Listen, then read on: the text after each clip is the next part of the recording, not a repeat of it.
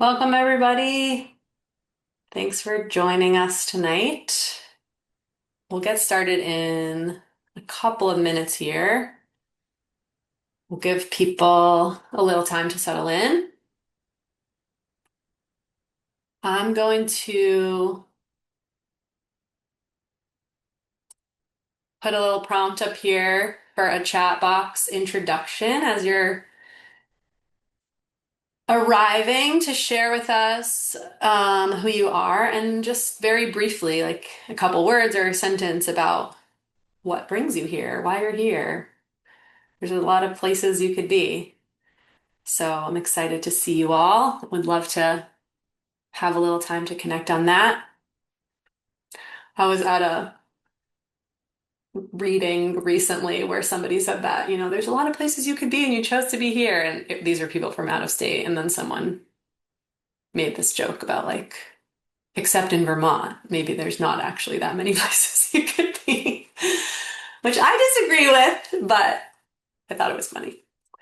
Um, yeah, let's see what's coming through the chat. I'm gonna make sure I can see that. Oh, look, connections happening already. Curiosity and creative land access.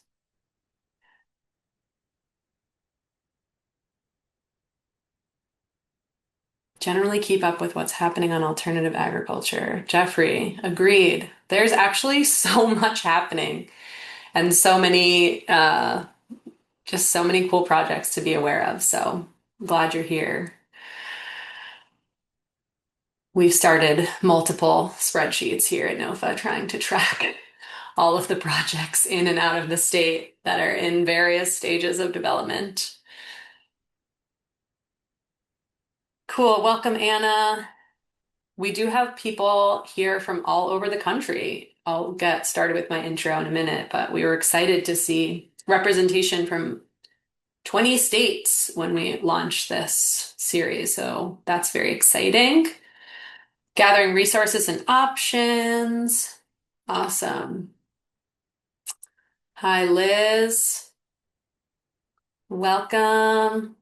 Intersections between food sovereignty, agroecology, affordable housing, and access to land. Heck yes. We're interested in that too. Thanks for being here, Mike. All right, we'll keep the chats rolling in. I'm going to get us started here with our time together. We've got Sarah here from Osamequin Farm, and I'll share a short introduction for those of you who've been on this call a few times. I'm gonna repeat some things, but I do want to make sure we're setting a good space up together. So let's take it away. Um, as you're continuing to share your introductions, I would also love to hear a word in the chat from anyone who's willing to put one in about how you're feeling as you arrive here tonight. We are living in an exciting time, and some of us are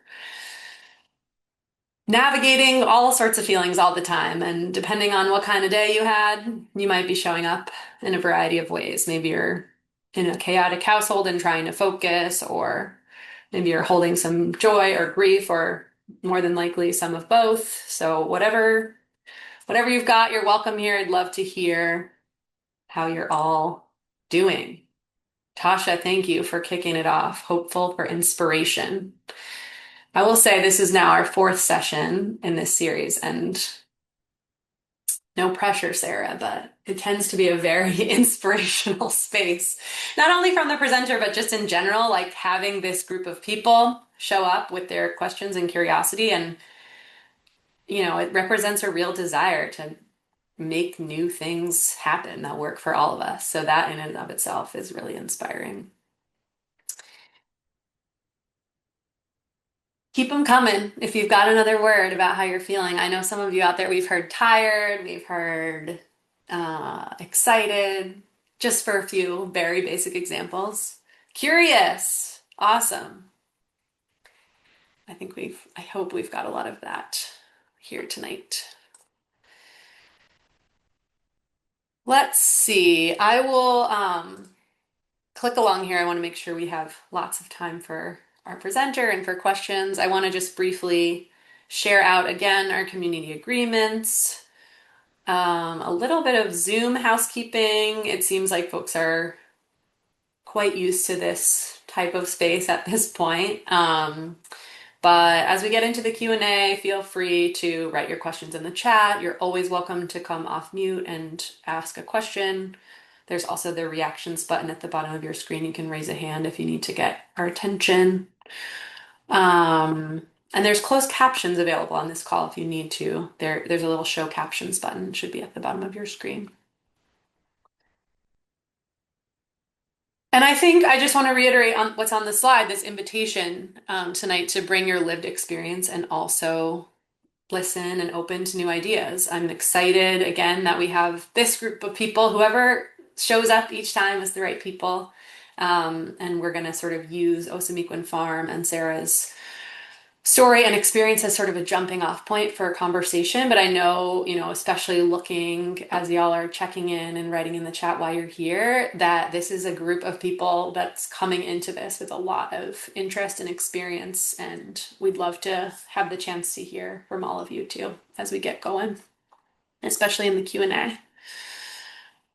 As I mentioned, we had registrants initially when we launched this series from 20 states and 4 Canadian provinces. So it's a big old group of folks excited about this topic. I realize that I'm not really monitoring the chat, but exhausted. I hear you, Jennifer. I think a lot of us are curious and exhausted. Did they go well together or not? Unclear. We are a group, I think you can see also from the introductions, there's all sorts of folks on this call with all different roles.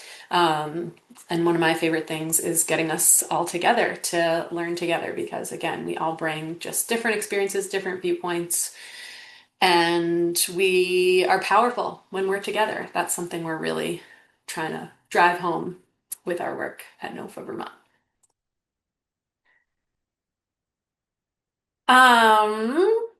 I want to take a moment to uphold this rhythm that we've developed in this webinar series of honoring those who paved the way for us to be here and think about this, for all of us to be out in the world doing the work that we're doing. And would love again to encourage you to share a name in the chat of someone who you might want to honor for their work in the space of land and food and community, someone who maybe has paved the way, is paving the way. It might be somebody you know, it might be someone from history, someone that comes to mind that inspires you as you do this work. I'm gonna switch our slide here to just share. I've been keeping a record of all the names that have come through as we've run this series. So I'll just pause chatting for a minute and let a few names come through. Who's guiding you? Who's inspiring you to be here?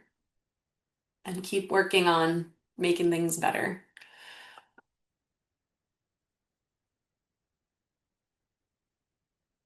Elizabeth Henderson, thank you.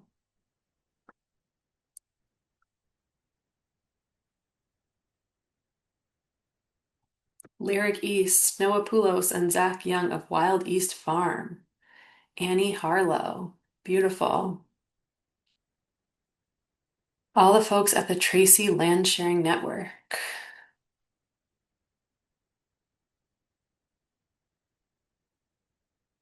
The Treaty Land Sharing Network. I saw that little edit. Hunka Mom, Beverly Little Thunder. Yes, Beverly Little Thunder is certainly on our list. And the Catskills Agrarian Alliance Farmers. Catskills Agrarian Alliance Farmers. Yeah, it's a very cool project coming out of there that I've recently learned about. Abby of Regina Loudis. Thanks, everybody. I'll continue to gather these names. I want to just recognize, as I have in the past with this series, that land is only a commodity because of colonization. And we just can't discuss land without honoring the indigenous people who've been stewarding the land since time immemorial and have been living in harmony and connection with the natural world and continue to do so today. And just another reminder that a lot of the way we frame this conversation is alternative, um, but that's not necessarily accurate. And just a reminder that a lot of the structures and systems that have been used in the past, a lot have roots in the Black community, where structures like cooperatives really began as a strategy to provide basic needs to each other when they were being systematically denied. So in these conversations, we're really asking each other, how do we build structures to help all of us meet our basic needs and have the opportunity to grow food and feed ourselves and our communities? I'm seeing Charles and Shirley Sherrod come through. Yes, definitely. So I encourage you to learn about all those that have come before and paved the way and been engaged in these quote unquote alternative systems for quite some time. I did our NOFA introduction. I've done it a bunch throughout this series. I'm going to keep it super brief so we can get into it. But the main thing to take away here is that we're working to build bridges between the world we have now and the world that we long for. And this series is an example of that work. The one thing I will repeat is that we are a member-led organization. So if you're not yet a member, if you're new to NOFA, if this is your first time joining us, I really encourage you to join our movement, this movement, your movement. Memberships start as low as $1, and we'll get a link to that in the chat for y'all as well. And I'll send around a follow-up email. So, welcome, welcome. Our very brief context here, and then we're gonna send this over to Sarah, is that our organization, although long-standing, has not historically been involved in land access, but our members are really asking for support with this. And with this series, we're really trying to get both, into detail about these features projects and hope that there's some wisdom to be absorbed from those who've been through a process of creating a structure for getting on land. And we hope that you'll keep joining us. This is our fourth in the series. We've got 2 more coming up and potentially hot off the press, some additional sessions, but I'll save any more details about that till they're really confirmed. And there are a lot of really incredible people and organizations around the country and beyond, but specifically in Vermont working on land access. So again, we will share a lot of resources after this call, and I just want to lift up the organizations. I will lift up the organizations in Vermont that are helping folks out with this work and have a lot of experience in it. So I think I forgot to introduce myself. I'm Megan. I'm going to just briefly say that I'm here as a facilitator tonight and to hold this space for all of y'all to learn together. And I think without further ado, I'm going to introduce Sarah. We'll mostly have her introduce herself. But we're going to hear about some, bigger picture perspective and also some nitty-gritty logistics about one project that's working to push back on some of these systems that just aren't working. So I encourage you to listen and save up your questions. You can put questions in the chat as you feel is helpful, and we'll definitely create some good time for Q&A at the end. I put this quote from the Osamequin Farm website on the page here that y'all can read another time, but I just think that some of the work that Osamequin Farm that we'll hear about that they're doing is really just a great illustration of they do a good job at talking about like the real problems that we're facing and sort of one maybe short-term solution to on the road to a longer term solution. So Sarah, welcome. Thanks for being with us. Thank you so much. I'm excited. I will share my screen.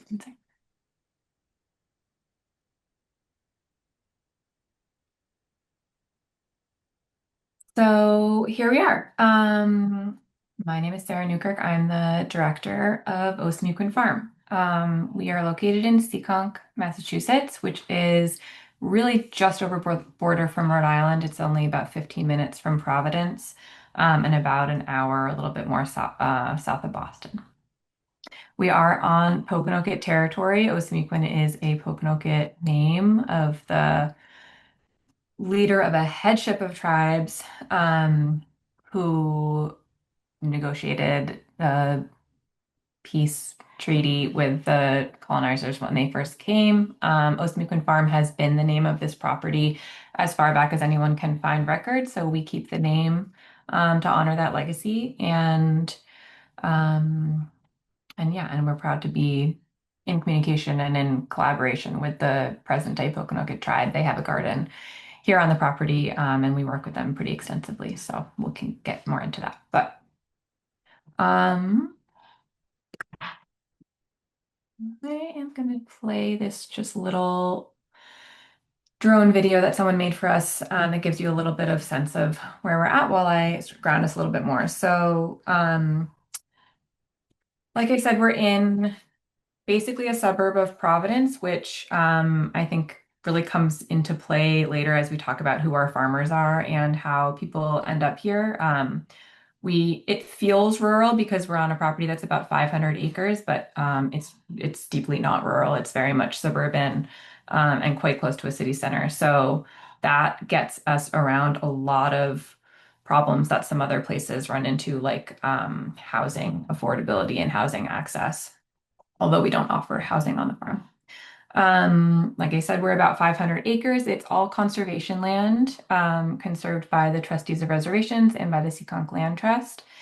And the property is privately owned. That's a really important, essential piece of this puzzle is that this is privately owned land. And our structure is a nonprofit. So the nonprofit leases from the landowners, and then our farmers sublease from the nonprofit, but we'll get more into that as well. I'm going to tell you a little bit how I ended up in this situation and my background, and then I'll get more into the nitty-gritty of basically how Osamequin as a whole works, and then how our leasing farmer program works specifically. And then I'm going to talk about what's gone right, what's gone wrong, and how we're sort of making it work as all of the puzzle pieces fit together. But first, I'm going to have a moment for this fly through of the marsh in the fall because it's so beautiful. This is basically what it looks like right now, although after all the rain we're getting, I think the leaves are not long for this world. Gorgeous. Okay, moving on. So this is my story. I started farming right after college in 2010. I worked on farms sort of up and down the East Coast, did some apprenticeships, and landed in Rhode Island, where I ran a little CSA farm with some friends, and simultaneously was working as an organizer for our local chapter of the National Young Farmers Coalition, which we call the Young Farmer Network. Still very active today. I'm still involved with that as well.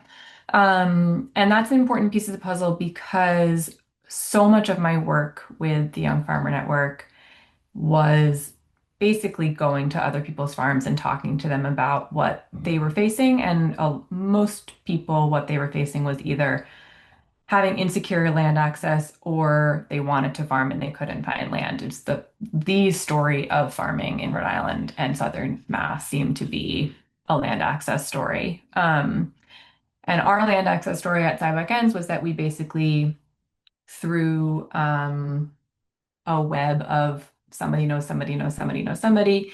We're farming on 1 acre of somebody's backyard in this town that I'm in currently in Seekonk. So, not the kind of thing that would have gotten listed on any public forums of any kind, not even the kind of thing that the people who ultimately leased to us thought was available. It was more like we knew the land was there and we made a pitch and they were agreeable to it. And I mention that because my experience of land access, Osamequin Inclusive, has been a story of just talking to people and finding the pockets of land that are not being used and figuring out how to use them. Rarely have I heard a farmland access story that was straightforward in almost any way. They're always sort of convoluted. They're always a little bit like, who do you know? Who does that person know? Um, and that's really how we ended up with Osamequin. So in the time that I was running Cybuckins Farm, unbeknownst to me, there was this property called Osamequin Farm, really right around the corner. And the landowners of that property, who are two brothers, approached us at Cybuckins because they knew that we were young and that we might know other farmers and we were interested in sustainable agriculture, et cetera, and told us basically we have this farm. Um, we aren't farming it, and we think somebody might want to farm it. And we were confused because we didn't know that there was a farm around the corner. You don't really notice it's there from the road. But we went over to meet them and we took a nice walk around and immediately upon driving down the driveway, we were like, oh, this is quite spectacular. It's a really big, old, beautiful historic farm, big old cedar shingled barn from the 1700s, stone walls lining the pathways. It's quite stunning and it feels like you're not in the place that you are. Um, so basically over the course of a year, I worked with the owners of the property and we sort of manifested this vision together. Their original idea was that maybe one person would want to lease the farm or take over the farm or do something like that. But when I saw the property and coming from the background I was coming from with all of these land access stories spinning through my head. My pitch was basically, I don't think one person wants to farm this. I think a lot of people could farm it. And I think that there's enough infrastructure already here that we could start pretty quickly, which was also really important to me. I knew a lot of people who were eager to get onto land, and everybody was impatient. Nobody really wanted to have to wait if they found some property. So we worked together for maybe 6 or 8 months. We benefited from the Legal Food Hub extensively and from Land for Good. We used all of those resources to develop a master lease, to develop our subleases between the nonprofit and the farmers. We incorporated as a nonprofit. We did all this sort of boring background work that we needed to do in order to be able to start bringing farmers onto the land. So I will take us forward. So this is just a really quick overview. We span about 500 acres. Did I miss anything? Okay, so we started out in 2019 was our first year with farmers. We started with, I believe, 5 farmers, and we're up to 9 right now. We don't really have more land for more farmers. There's a tremendous amount of more demand that we're privy to for more farmland, but we really hit the ground running as quickly as we were able. I'll get into a little bit of the infrastructure development that we did before we brought farmers on, but it was pretty rushed because we really wanted to get people on as quickly as possible. Or I should say, I was really motivated to get people on the land as quickly as possible. If I could go back in time, I would have taken another year before bringing all these new people into the mix. But I didn't. So what we did do was we cover cropped the initial fields that had been hayed for many decades. We gave them 1 year of cover crop in buckwheat, um, and then we brought farmers on. So um, yeah, I'll pause there for a second. This is an important note here at the bottom. Cooperative land use is one piece of the mission. Osamequin Farm as a nonprofit is actually doing a lot more than just leasing to farmers. And I'll get a little bit into the pros and cons of that, and I'll be really happy to answer questions about why we made that decision, if that's interesting to people. But I think um, it felt essential to us in the formation that in order to sort of build a foundation of support behind this project that we knew we would need, both in terms of the human capacity to keep it moving and keep it energized, and also in the form of just people who are willing to give us donations to help sustain the work. We felt like we needed to be doing more than just providing farmland access. So we have an educational arm that we do a lot of work with, and we also have a conservation sort of arm of our mission where we're essentially just taking care of this land and educating people along the way.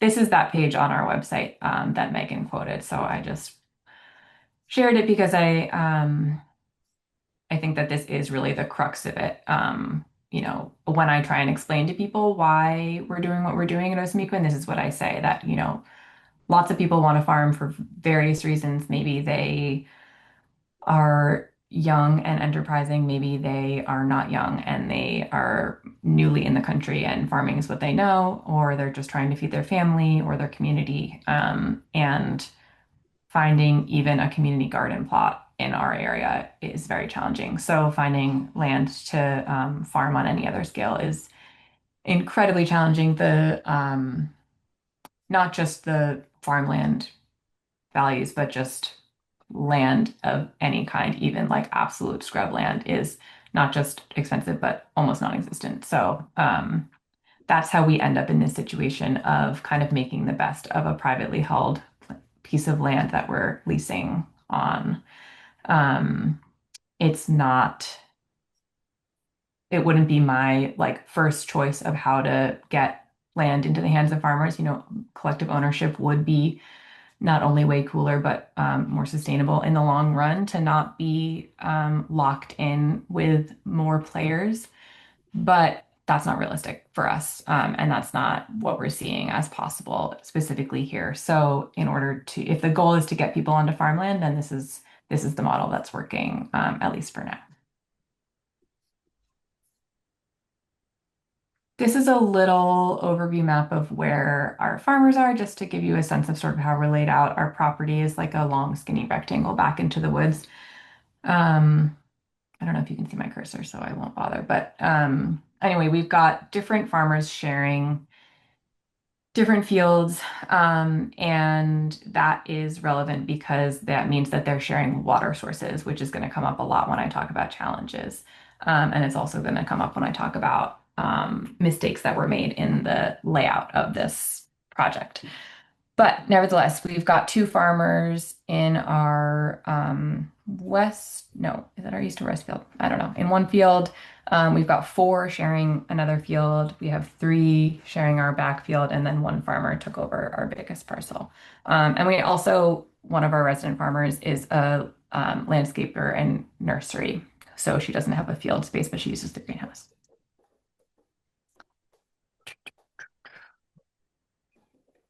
Mhm.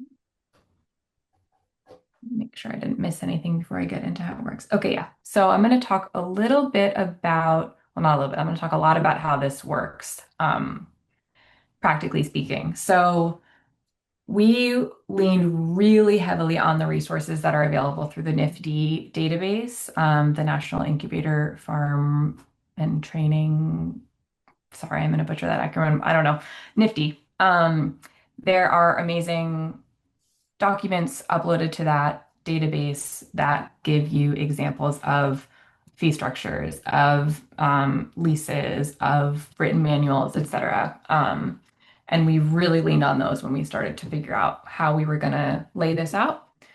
So where we landed is these are our expectations of our farmers. They have a lease fee, and this is our current fee breakdown.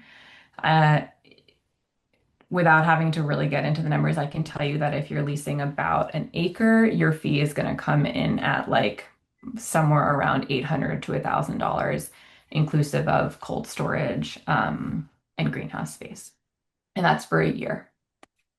We have not changed our fees since 2019 when we founded, and that actually has come up quite a bit recently as we've been working on our budget.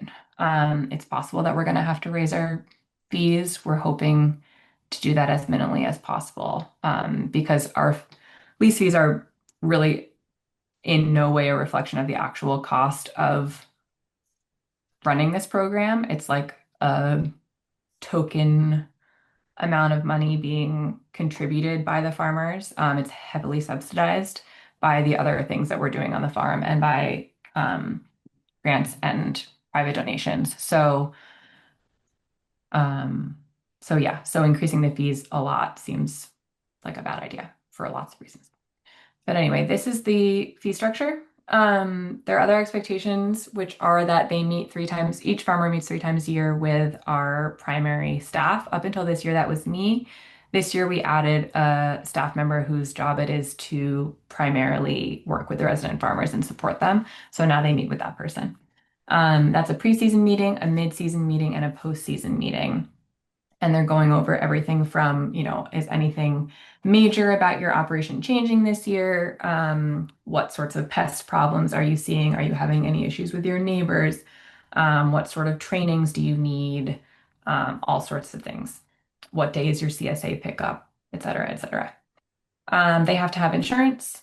There's no requirement at Osamequin that you be a business, and that's different than some other places. There's also, I should have mentioned before, a pretty important part of how we founded this is that it is not an incubator farm.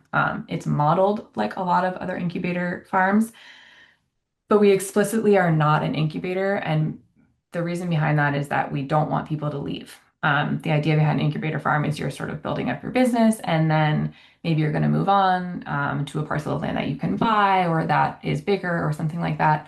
But realistically what we see is that there's not really land that the people are going to be able to afford to buy to move on to. And so that seems like setting them up for disappointment. And also, we want people to be really responsible stewards of this land. This is a big piece of property. Part of the motivation of having farmers on the property is to sort of share this burden of stewardship. And if you're asking people to come for a couple of years and then move on, that's a very different way of interacting with the land than a place that you know you're going to be for a while.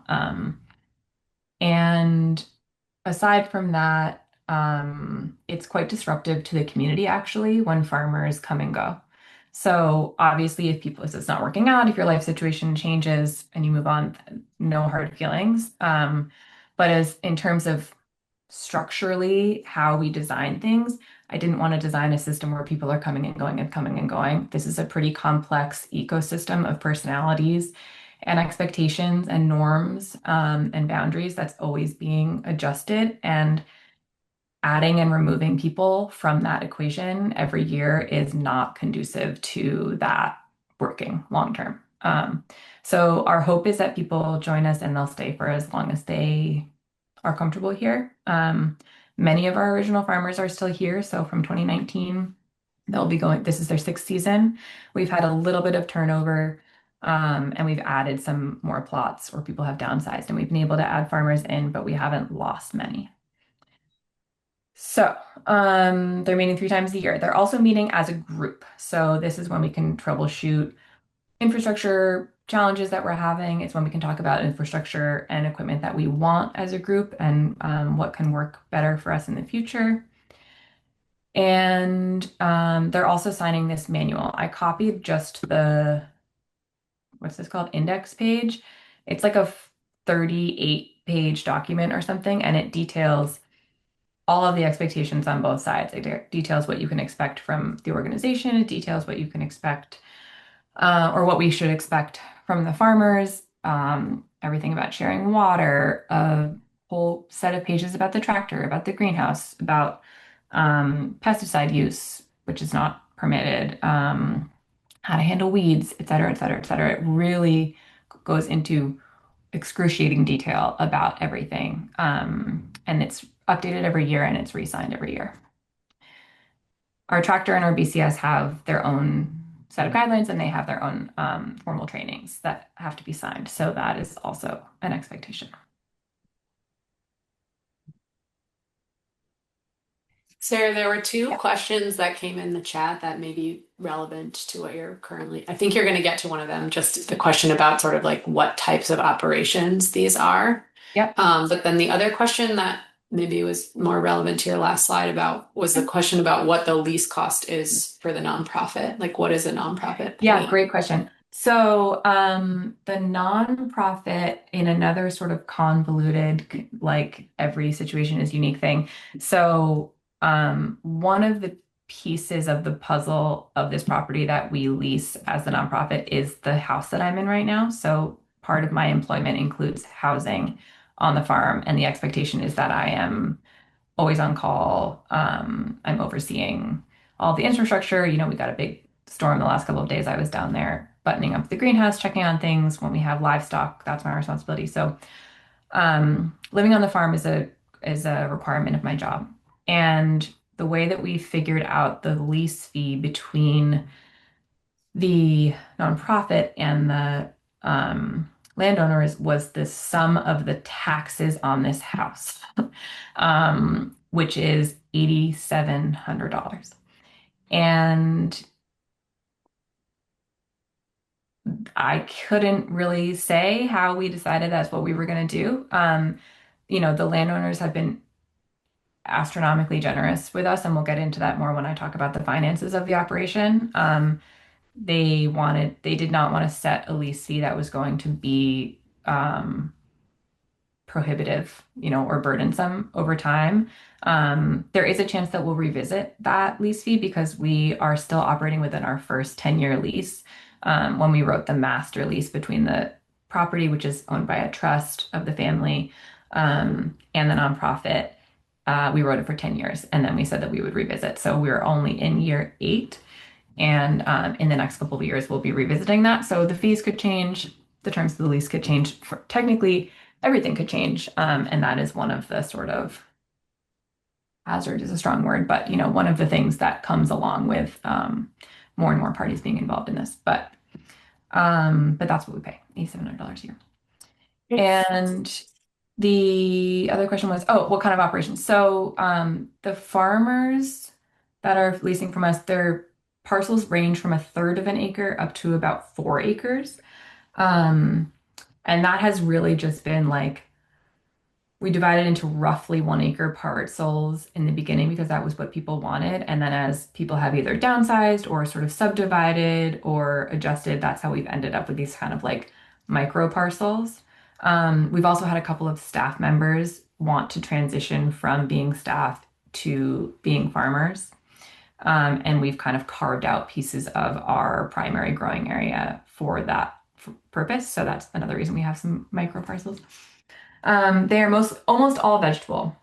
We have one farmer that I mentioned who is an ecological landscaper and has a really big native plant propagation nursery that she runs on the farm. We have a new farmer this year who's growing native wildflower meadow sod on about an acre. And everyone else is either growing vegetables or herbs or some combination of the two. And there's a lot of challenges that go along with that, and there's some good things that go along with that. One of the challenges is that everyone needs the exact same resources at the exact same time.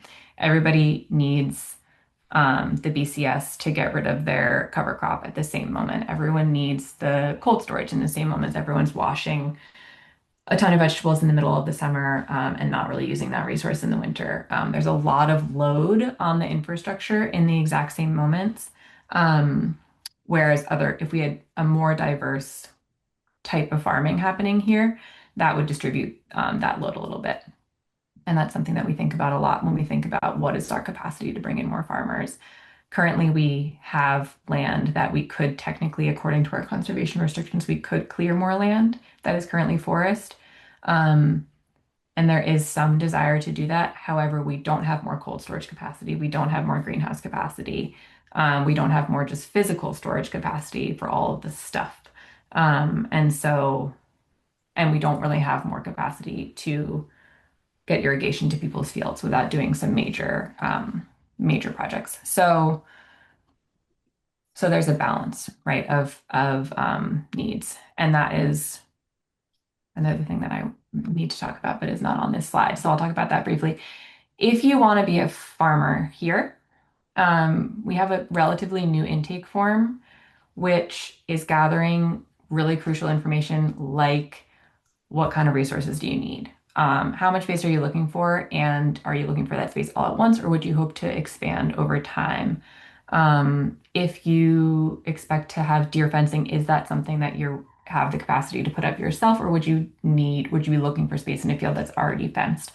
All of these different questions help us to basically play matchmaker, because we want people to succeed and we want people to stick around. So if we bring people onto the land, we want to make sure that we're trying to match as closely our what we truly have available in that moment with what someone's looking for so that we're setting them up for success and to stick with us for the long term.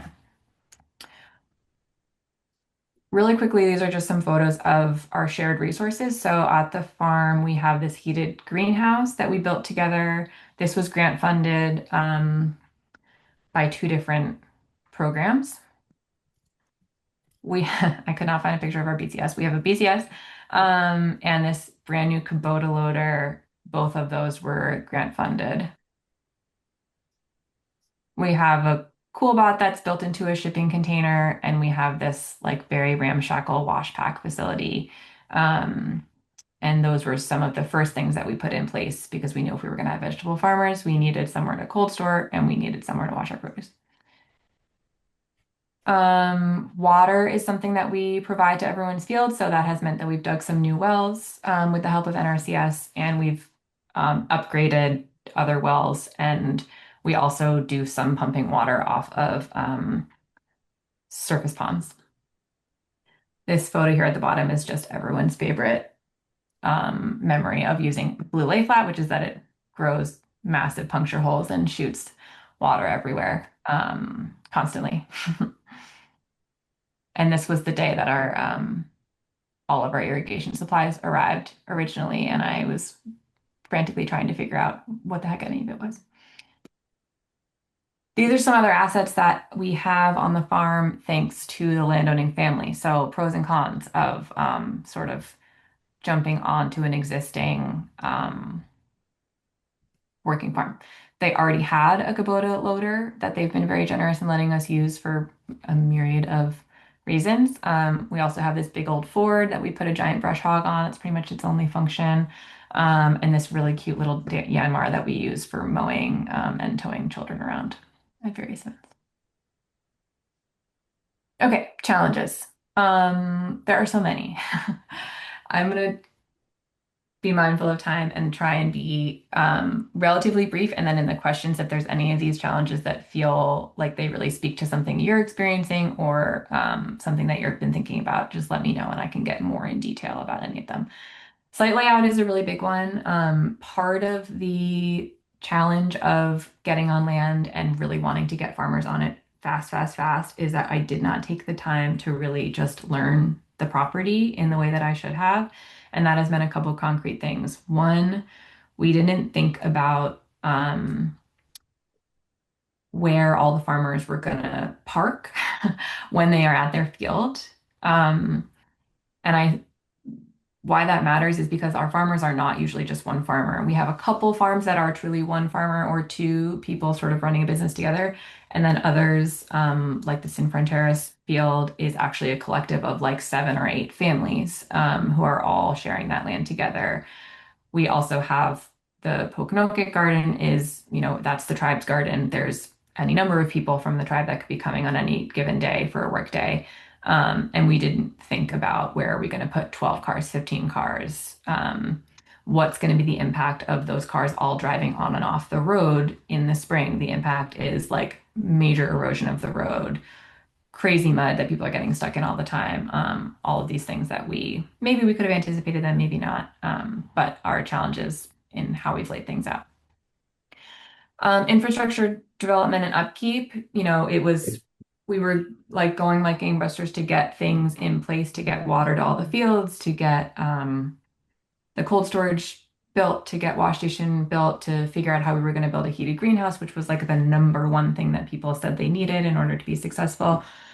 We did not think a lot when we were doing that about how are we going to actually have the human capacity and the financial capacity to upkeep and maintain all of these pieces of infrastructure. So for the first year, it was really just me was the only staff person doing all of the sort of nonprofit management and also all of the facilities work and the tractor work and building some of the infrastructure myself.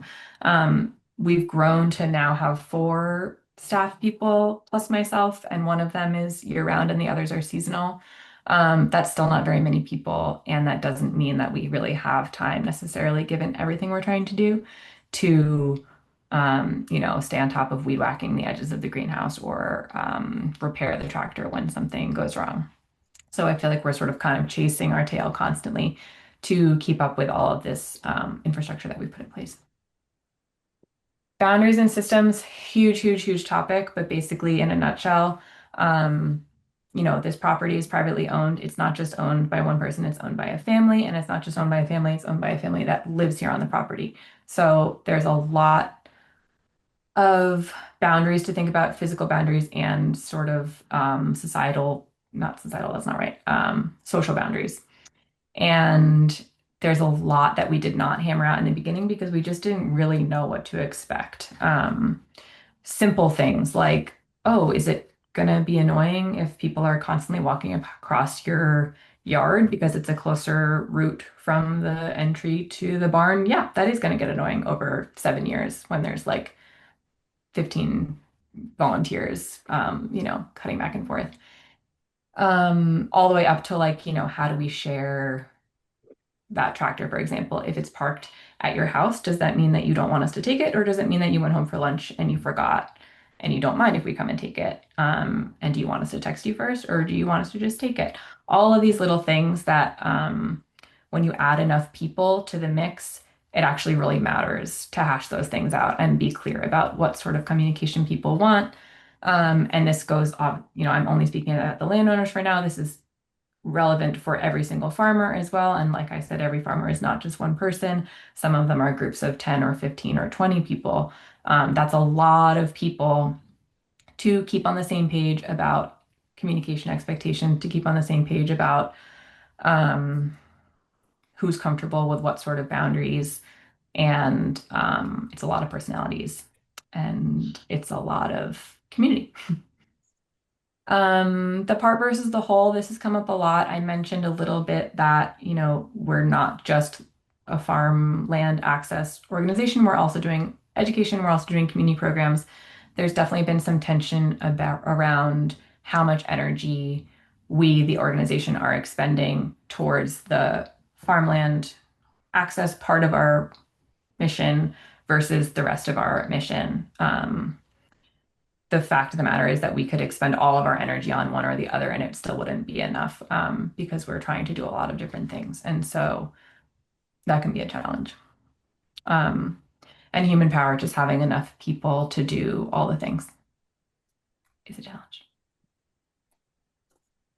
This is my little making it work blobs.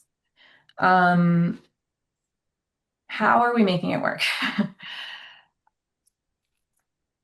Where do I want to start? Okay, I'm going to start with our upfront capital because that's a really important piece if you are trying to do anything.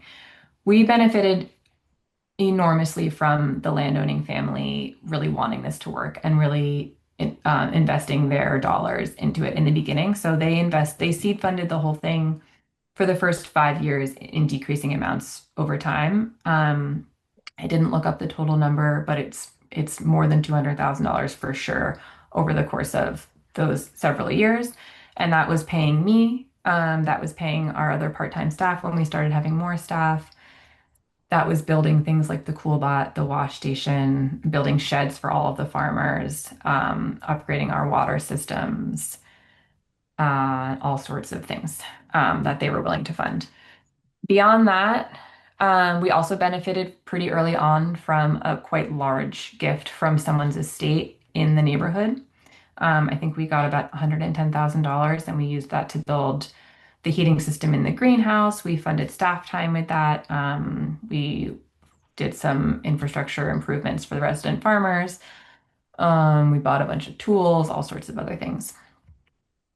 Beyond that, we have found that just having as many diverse revenue streams as possible is the path to sustainability for us, as it is for many businesses.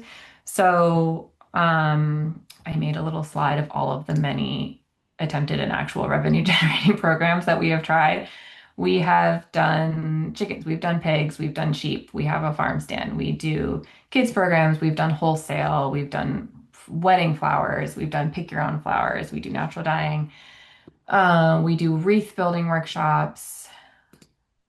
The ones that are have stuck, we have pick your own blueberries that came with the farm. The blueberries have been there since the 80s, and it's a pretty established pick your own operation. We do a couple weddings a year, which are definitely a revenue generator. We have some like long-standing tradition programs that we run, like our family camp out. That's what these kids are up to in this picture. And this bottom photo is from our harvest party, which was last weekend, which is a free event, but we ask for donations and we usually bring in about $2,000 at that event. So, between our educational programs that can be grant funded or privately funded, are events that have some sort of ticket structure associated with them. Um, and then just donations that we get through like an annual appeal at the end of the year. And then our other revenue generating farming operations like the blueberries and like vegetable CSA, we're able to make up most of our budget. Our entire operating budget for the year is somewhere around $250,000 per year, and it's been that way the last couple of years. It'll grow a little bit this year, but it won't grow dramatically. That's been what we've been able to sustain through those ways of making money. Sorry, through income that we can actually generate and through donations that we can solicit. We are very fortunate, and it's on one of my slides in the future where I listed assets. Yeah, our location. We're in a very wealthy neighborhood, and we're in a neighborhood of people who are very interested in conservation. A lot of conservation land and a lot of old farmland is all in this one neighborhood in Seekonk. So um, we have a sort of built-in beginning of our funder base right in our own neighborhood because people are sort of like-minded. They're interested in what we're doing. They appreciate that we're protecting this farmland. It can never be developed. We're taking care of it. That carries a lot of weight in our neighborhood and in our extended community, and that we are really benefiting from that. Our other assets, our team. We have a absolutely rock solid board, and I cannot emphasize enough if you're considering a nonprofit as your structure, how important your board is. I didn't really think that much about that in the very beginning, and I have, year after year after year, have realized how just crucial that is, especially if you're a small team. So there's Um, actually a question in the chat about the board and if the Great. tenant farmers have representation on the board. Yeah, this has been a big topic of conversation. Not currently. They have a voice on the board in that they are invited to one. We meant to do two this year. We didn't get around to it, but like a specifically resident farmer listening session, basically. One of our board meetings a year is that. We have gone kind of around and around about whether we think there should be resident farmers on the board. And currently where we've landed is no, because we can't figure out how to make it fair for one farmer to be asked to speak for all the farmers. And we've talked about maybe compensating them for that role, basically like having a rotating representative farmer whose job it is to who like gets paid to kind of go to all the other farmers and gather intel before each board meeting. Um, and I think if we do move forward, it'll probably be with some sort of model that looks like that. But we talked about it a lot going into this year. And so much of what the board does is fundraising. And we just ultimately decided that we didn't really feel like that was what we wanted to ask of the farmers. And so we just sort of committed ourselves to having as many other ways for farmers to have a voice as we can. And we have a pretty rigorous reporting out to the farmers after every board meeting process to make sure that they're being kept in the loop. Cool. Maybe like 5 more minutes and then we can do more Q&A. Does that feel Yeah, totally. I can just, cool? I mean, I can even stop and get other questions. I think this is my last slide. Um, the team space. Yeah, why don't we just stop here because I've lost my train of thought anyway, and we can just do questions and it'll jog me back. I want to hear about endless potential before Oh, we okay. stop. Well, endless potential.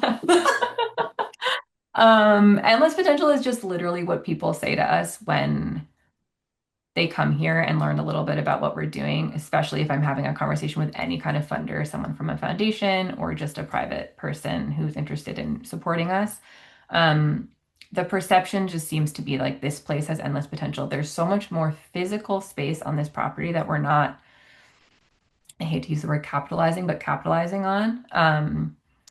I'll give an example. Like this, for the first time this year, we're renting, not really renting, we're sharing the land with three different nature preschools and with a kids running series, which happens on Sunday afternoons. There's like 100 kids who come and run races. And each of those things generates a little bit of revenue for us. It brings in a ton of people who didn't necessarily know about the farm before and might be interested in being involved in the community in some other way. And they're almost no work for us at all. You know, to host kids for a nature preschool 3 mornings a week, the land is here, the woods are here, the mud kitchen is here. Like that's no lift for us almost at all. And same with the running series. And anytime I will take a walk through the woods, take a walk around the farm, if we're recruiting a new board member, if we've got someone who's going to be a volunteer, the ideas just like explode out of people, like different things that we could do here, things we could be using this field for. Oh, a collaboration we could do with this other organization. There just seems to be like 20 times as many ideas of what could happen here and what we could be doing as we have time and capacity to do. So that's both a blessing and a curse, of course, because we're always trying to do too much already. But it does mean that, you know, as we sort of continue to build our foundation as an organization, which gets us more financially stable, then we're more able to do the important work like investing in our infrastructure for our farmers and taking care of the land and having all of these different collaborations that are always incredibly fruitful. Great. All right. Thank you, Sarah. I'm going to stop sharing. I think I can do that. I can So do we it can for you. all just have some more conversation if something comes up and it would be helpful to bring back any slides. We can do that again. Um, Let's turn to questions now and some conversation. I want to remind folks that you're welcome to unmute yourself or turn on your video if you're comfortable. We are recording the session. You're also welcome to put your questions in the chat and we'll read them out. And you're also welcome to use the raise hand button at the bottom if you need to get our attention. It'd be great to, yeah, we'll get a few questions going. And if folks have follow-up questions or we want to we're going to do our best to kind of make this conversational and for you all to get what you need out of it. It looks like we'll start us off with the two questions that are in the chat currently. One from Anna D. Does Massachusetts have a current use program? Is there a benefit to the family trust having land in the production? And then Barry is interested in you speaking in more depth to how the farmers are accessing housing and also how interested in how the family decided to conserve the land and how the organization connected to the land and the family. Yeah. So there's three to get us going. Yeah, I'll work backwards. So, the family conserved the land in like the 60s and 70s. It was the generation before the current owners who put the land in conservation. It was less land at that time. They've sort of intentionally bought up abutting empty part, not empty, you know, undeveloped parcels and immediately put them in conservation, as time has gone on, as parcels have come up. They are just really interested in conservation. They have been involved with the Seekonk Land Trust for many years. And Anne, who was the landowner's mother before I came into the picture, was like a really early adopter of organic.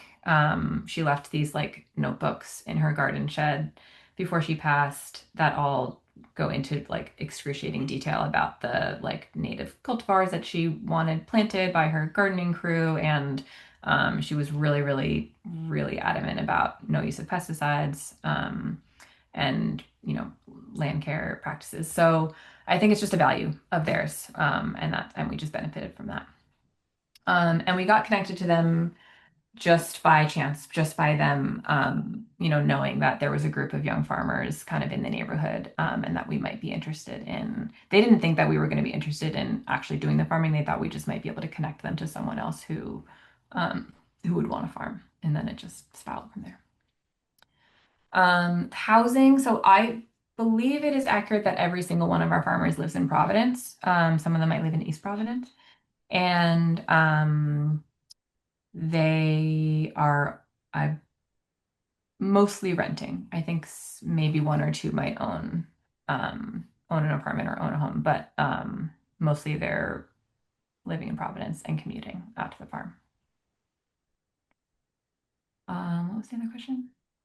The Oh, other farm question was program. about the current use program or like any Um, sort of tax benefit for the landowner because it's in so farm they agriculture. definitely have it. There is a tax benefit to the farm land being farmed, but the bar is incredibly low. Like even if we were not here doing quote, real agriculture. I don't remember offhand what the threshold of sales is, but I think they could make like a couple cords of firewood and sell it on the side of the road and still achieve that goal. So, um, they don't really need us for that, but they are getting a benefit for sure.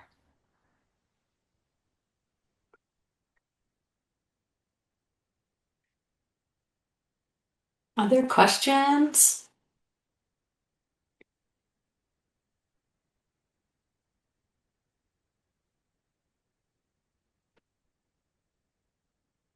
The question is, how do the farmers cooperatively purchase inputs or market, if at all? So, we collectively purchase some things like potting soil sling bags we purchase together. Um, and I don't think we pool any other things. We definitely like collectively will place orders from ag suppliers so that we can save on shipping. But oh, and compost. Occasionally we'll buy in compost and the farmers can share that as well. We we buy from the farmers to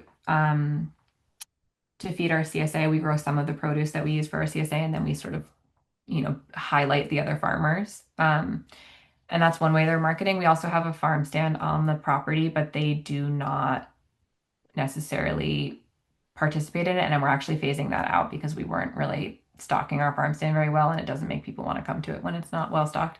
Um, so beyond that, we have kind of floated the idea that like, oh, we could actually have one group CSA. A lot of different of the farmers here are running their own CSAs. We've talked about, do we want to simplify and all run one CSA together? Do we want to have our own sort of like, online ordering system? There hasn't been a lot of interest, frankly, from the farmers. I think that the initial hurdle of sort of like di diverting course from the way that they've been running their business to make a big change like that is just not appealing at this stage where folks are at. But it's something that we keep floating sort of every couple of years because, as we keep pointing out to them, we have the benefit of some organizational capacity to support something like that. If the farmers did want to, for example, transition to a group CSA or even some of them. Um, the other way people are cooperating in terms of marketing is that many of the farmers are working with our sort of local Rhode Island distributor, which is Farm Fresh Market Mobile, and we'll like take turns delivering produce so that not everybody's driving into Providence. So mostly like little informal ways that people are supporting each other, and certainly lots of other informal ways that people are supporting each other, like using the Slack channel to say, hey, does anybody have 20 pounds of rye that I can buy before I place an order and things like that. The same way that you would treat, a neighbor, but you just happen to have nine of them all in one place. Okay, a few more questions have come in. I see Liz, Jason, and Anna. Liz asked, can you talk more about how you handle conflicts with resident farmers, either among each other or with the organization or handbook expectations? And Totally. maybe, Sarah, if you have like an example to share, that might be helpful. Yeah. We have not really had many conflicts, thankfully, between the resident farmers aside from water sharing, which I think I said I was going to get into and I didn't really. So one of the huge things that we're dealing with is the fact that we have many, like in that one field, we have four farms all sharing one water source, and it happens to be the absolute trash well on the property. It gets like less than 5 gallons per minute, and it was our brand new well that we dug, and it just happens to be bad. So they have to share, the days are broken into half day chunks, and they have a calendar according to how much space each person is growing of when they can water. But even if next Tuesday is my next opportunity to water, when it's 95 degrees out and you just seeded lettuce, that's going to cause some strife, and it does to cause strife for sure. So, as much as we are able, this is going to sound like a cop out, but we really do try and stay out of it. If we can, we are available to mediate, and we have written into our handbook that we will also seek a third party mediator if it gets to that, which we haven't had to do. Um, but for the most part, we're really trying to let the farmers build relationship with each other, and not rely on us to sort of step in, unless they explicitly ask for it. Between the organization and the farmers, that's where we really lean on those quarterly all farmer meetings. We would call one sooner if we had to, but most of the time we're able to sort of hash things out in our already structured meetings. And similarly, when the farmers all meet with the board, that's another time that we're sort of hashing things out. Great. Then Jason is asking, what would you change if you were replicating this in a new place with a new landowner with similar values? There's a second question, but I think it's not quite connected about if there are any issues with farmers respecting organic standards. Yeah, we haven't But had I any did hear issues you with that. say, I did hear you say one thing that I just want to highlight because I think everybody heard it, but just the idea that maybe you would have taken a little bit more time before you caught farmers on the land. Yeah. And I think this question is sort of getting at like what other things like that, like if you were going to replicate this project, what would Definitely. Yeah, you? I would have thought a lot harder about just layout on the property, what makes sense in what fields, where are we going to have access issues. There's not really any place where like a big truck could deliver a large load of compost, for example. That's like been an issue. Um, and other than that, I think I would just think a lot more about the burden on infrastructure that I was kind of referencing, that everybody's going to want something at the same time. And, I was so focused on like, where is the literal ground that we can put a crop in, and how many people can I get onto those pieces of land? Because I was coming out of my own land access struggle, and everybody's stories were like swirling in my head, and I just wanted to get as many people dirt in the ground, or fingers in the dirt, as I could. But I think I would have started a lot slower, and just maybe brought on one or two farmers in the first year to sort of feel out, okay, where we put this cold storage, does this make sense for the flow of the property? Is the water pressure sufficient at our wash station, or do we need to rethink how we're getting water there? All these things that we just sort of figured. I think I was coming in with a farmer's attitude of like, it's better than nothing and we're going to make it work. And that is true. And the farmers have been very generous in kind of riding that wave with us. But it's different to be a service provider providing a resource. There are different expectations versus a farmer sort of scrapping it together on their own. And so I think I just would have slowed my roll a little bit, and been a little bit more solid in our infrastructure, had a little bit more of a forward thinking plan about, what's going to come next, what's going to come in year three, what's going to come in year four, um, rather than sort of asking the farmers to figure that out in real time with us. And what about the that question about any issues respecting organic standards? Yeah, luckily we really haven't had any issues with that. We have had a couple of things that were mostly language barrier based. We have some Hmong farmers, who we've had to sort of go through a process of making sure that they're understanding what products they're buying and where they can find them, et cetera. But no sort of just blatant disregard for that expectation. Awesome. Okay. And it sounds like Anna's question, it looked like you did some livestock ventures. Were those successful and easy to manage in a collaborative fashion? And I No. see you smiling. I feel like this is not an Um, easy answer. yeah. Um, Livestock is really challenging on a property where most of the farmers don't live, which many of you might know from your own experience. I had tried to raise livestock on a farm that I did not live on in the past, and that ended in like a very funny tale of pigs in the neighbor's swimming pool, and then a really not funny one of my pigs dying and like Yeah. animal control hating me forever. So um, I knew that if we were going to have livestock, it needed to be a lot on me that because I was going to be there. And turns out that's like not that fun to be like responsible for all of the livestock that may or may not be mine. Um, but yeah, I'll leave it there. No, I'm gonna say no. Not successful. We don't do it anymore. We don't raise pigs anymore. We don't have chickens. We did have sheep. The coyotes unfortunately got them all this year, and we will have them again. But sheep are pretty low maintenance, aside from the coyote. Yeah. And then a question from Megan about working with NRCS to put in better and redundant Yeah, I infrastructure. actually even almost put in a whole slide about this, and then I was like, be nice, don't do that. It's really, really challenging, frankly, like incredibly challenging. I feel like in my time as a farmer before I was in this role, just attended so many like conference workshops and different events where NOFA would, or I'm sorry, not NOFA, NRCS would like kind of pop in and make their pitch. And the pitch was always like, we can help you. We've got all these resources. We've got all this money. Like, let us help you. We can do it. We're going to make it so easy. And then they just like super don't make it so easy. It's actually like very complicated. And some of the complications are on us. You know, I certainly could have educated myself better about what I was getting myself into before signing any contracts, but it's very tempting when they're saying over the next 5 years, we're going to do X, Y, and Z. And it's really tempting to be like, 5 years is a really long time from now, and we will absolutely figure it out by then.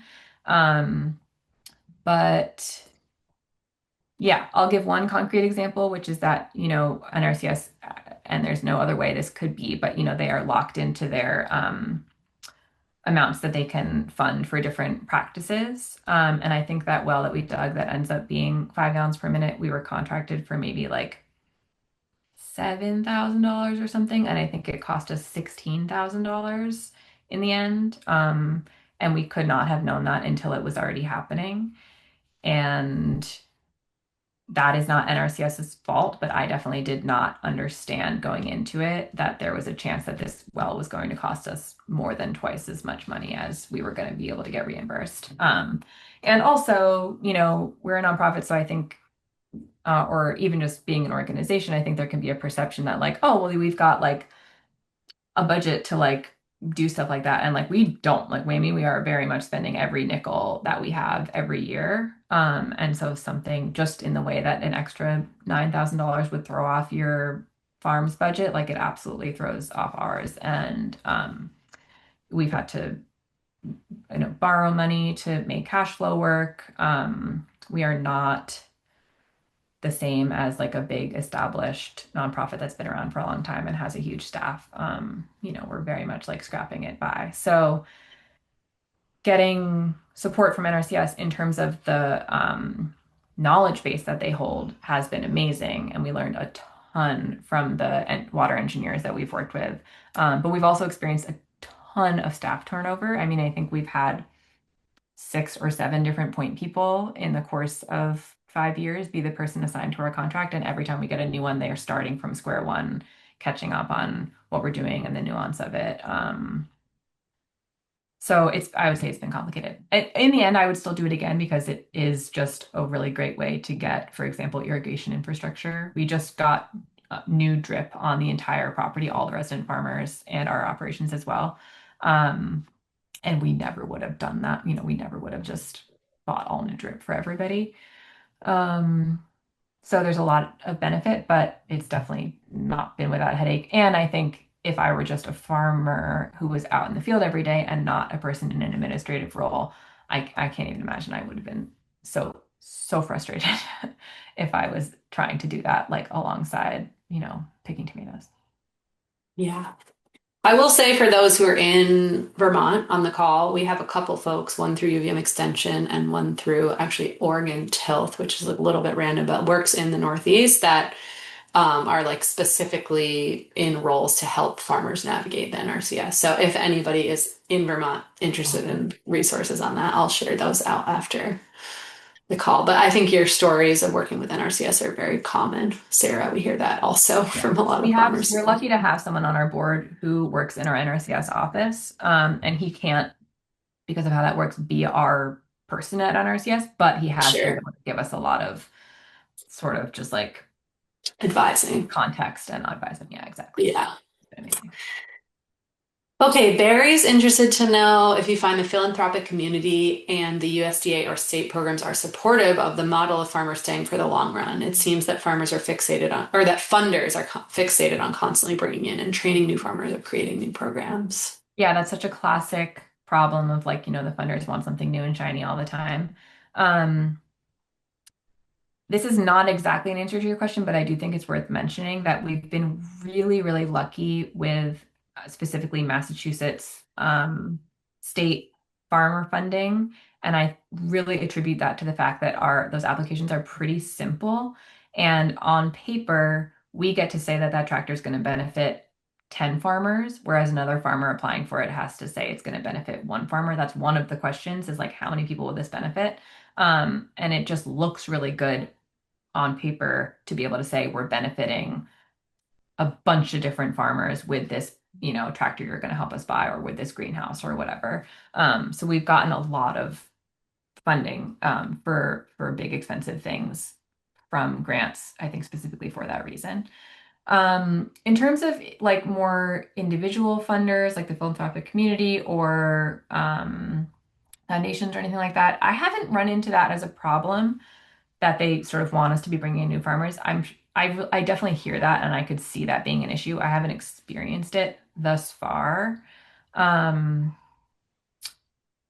so I don't know. I mean, a big one of our biggest fund like grant and philanthropic funded programs is our youth training program, which we do very much bill as like training the next generation of farmers. It's a intern through apprenticeship program that starts, you can start as young as 12 and you can stay till you're 18.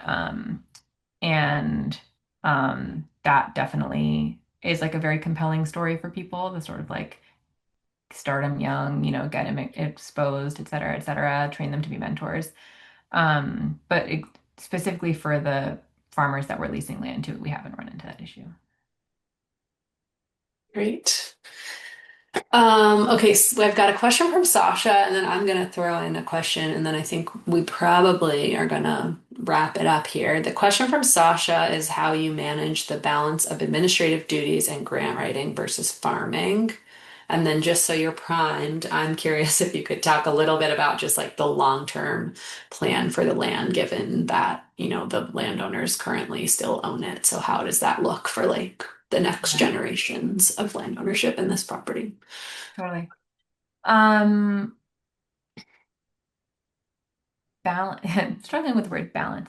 I At the end of the day, the answer to that is that I don't really do any farming anymore. In the beginning, I did. I was growing and doing the administrative duties sort of all, on like a 24-hour cycle. I also didn't have any children when I started this job, and now I have two kids, and that's no longer realistic for me. And as that has evolved, also the organization has grown, and now we are able to have some more staff capacity. So I have a primarily administrative role at this point and program development and running events. And our staff are the people who are out there doing the farming and the land management tasks. So I no longer really have to juggle that, although that's like a does come with a lot of sadness for me because I am a farmer by background. But it's also been a blessing because, like I said, with two little kids, I no longer have to figure out like how am I going to make it out there to pick tomatoes. It's more like I wish I could go pick those tomatoes because that would be more fun than what I'm actually doing. Um, yeah, absolutely. And your question, oh, what's the future? So, this is going to be a really big question for us in the next couple of years as we figure out the next cycle of our lease, because I think we left a lot open when we first started because we just wanted to, like I've said a couple times now, kind of hit the ground running and get some things happening. We've talked about the idea that maybe in the long run, if the nonprofit is sustainable enough and we're stable and we've kind of proven ourselves, that possibly the land could get left to the nonprofit. but that's a very big if, and it hasn't been talked about in many years. So I don't know if that's going to be on the table. The owners that are the current generation each have several children. And they are, I haven't really kind of celebrated them enough. We're really lucky to have a landowning family that are not only deeply invested in the project, but also very involved. They help out with tons of stuff all the time. And their kids, the ones that are around locally, are also really involved. They're the first person I text if we have like a giant field trip coming and we need extra hands. They are, involved in adjacent work on their own. Their kids are adults, and they've been huge supporters. So I that makes me feel confident that, even if ownership stays with the family, I think the next generation is interested and probably even more interested than the parent generation was. But we'll have to see. Thanks, Sarah. I feel like we could go on and on, honestly. There's so many tendrils of this work and like the story behind it. And I'm here thinking about how we also, because we're so focused on talking about the structure, we didn't really get to even hear that much about the actual farmers who are on the land. So I want to encourage everybody to check out the website for Osamequin Farm and really get a sense of who's stewarding the land out there in this really diverse range of growers and businesses, and really, really great stuff going on there. And come visit Um, us if you're and ever come visit. down Yeah, here. Um, incredible. we'd love to have truly anyone, anytime. Send us a message. Send me a message. It's me answering the Instagram and all three of our email accounts. So you'll get me no matter which way you try to get to us.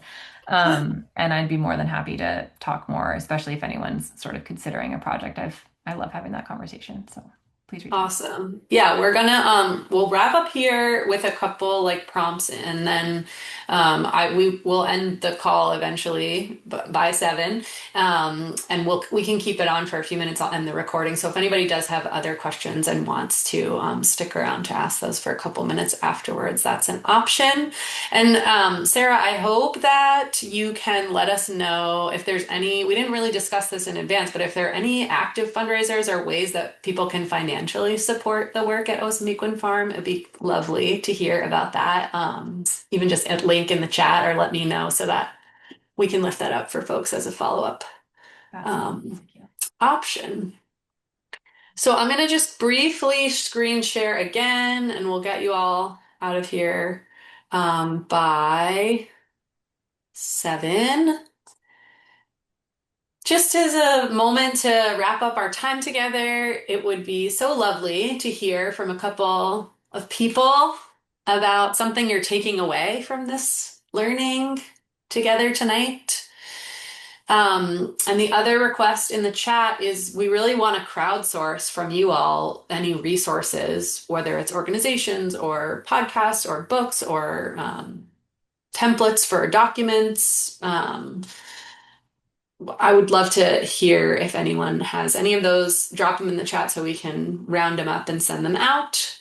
Um, Sarah, I'm curious if your farmer expectation manual is like something that you share publicly or only like by request. Oh, It yeah. seems It's fascinating. not shared like just for funsies on the website or anything, but I'm happy to Yeah. share it in Cool. this group. Absolutely. It's real dry, but we actually are working Yes. on it. But I think that's one thing to underline. I'll just talk briefly while y'all gather your thoughts and put something in the chat. It's so nice to hear some takeaways at the end of this experience. Um, some of the work to make all this happen like really is so boring and so dry and so tedious. And like I really appreciate that you shared some of those like really very specific examples around like what do we do if the tractor's parked outside your house and like we don't know, there's like all these things that you don't, it's not, that's not as fun as going out and planting a field of vegetables, of course, but so much of what makes, I think, this type of project successful is sort of like really taking the time to think through those things. And that's one of my takeaways from this is just like really going through the the nitties, we'll call them the nitties. Totally. Um, I want to just add to that really briefly that I Yeah. really struggled with the manual in the beginning because it felt so, I don't have a good analogy, but it was just like I'm writing all these rules for a thing that doesn't even exist yet. And it just felt so putting the cart before the horse and so like, who am I to say what the rules need to be? Like it just felt so ridiculous. And like I was putting all of these restrictions in place before anything had happened. And I really had a lot of feelings about it. But I'm so glad we did because it's been, let me tell you, way harder to put new rules in place after the fact. Like that has actually been tremendously more awkward than the process of writing them into this like theoretical existence. So if that bolsters anyone going through the process, I hope that can help. Totally. That's really, really great advice. Seeing in the chat a lot of thank yous, lots to chew on, lovely information. It sounds like folks are interested in a handbook, so if you're willing to share that, I can share it out with folks who are on the call. And let's see, glad to hear about the help from Land for Good. Yes, they're also a resource here in Vermont. Liz, thank you for the plug for the Farmland Access Legal Toolkit. This is a great resource that I'll absolutely include. And Liz is offering, if there's resources that you don't see that should be on there, reach out. I can share your contact as well. And thank you, Barry, for that Land for Good link. I do want to lift up that we have let's see, two more webinars in this series coming up, one in November and one in December. Great projects. We've got Humble Hands Harvest from Iowa coming to talk about a land commons project, and then Rocksteady Farm coming in December, which is a super sweet collective farm project over in New York. And Sarah, anything else from you? Last words before we officially end? Thank you for being here. Yeah, no, just that I really do hope anyone who wants to talk more reaches out and that it really felt impossible to take the leap from being a farmer to like organizing farmers. And if that's something on your plate, you can do it. You can do it. It's really Awesome. You can do it. That's the takeaway from tonight. And there's a couple questions coming in about recordings. The recordings will be available. I'll send out the link. We'll get this posted in the next week or so, and I'll send it around. And y'all can share it, watch it, study it, get inspired. I'm going to stop our recording now. Thank you all so much for coming and participating, bringing your questions, spending your time with us.